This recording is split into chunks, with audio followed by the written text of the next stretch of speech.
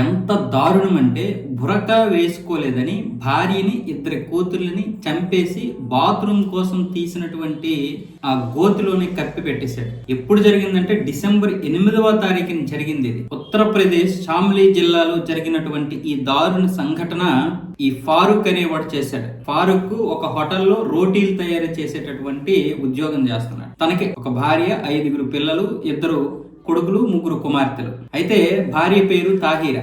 ఈ తాహీర్ అనే ఆవిడ బురకా వేసుకోమంటే వేసుకోలేదట. నేను బురకా వేసుకోను, బురకా వేసుకుంటే నాకు అనేజీగా ఉంది, దానివల్ల నాకు ఇబ్బందిగా ఉంది అని చెప్తే ఇద్దరి మధ్య చాలా రోజులుగా దీని విషయంలో గొడవ జరుగుతుంది. బురకా వేసుకోకపోవడం అనేది అతడు తన అవమాన భారంగా భావించాడు, అంటే అవమానంగా భావించాడు. దాంతో ఎలాగైనా సరే చంపేయాలి భార్యని అని ప్లాన్ చేశాడు.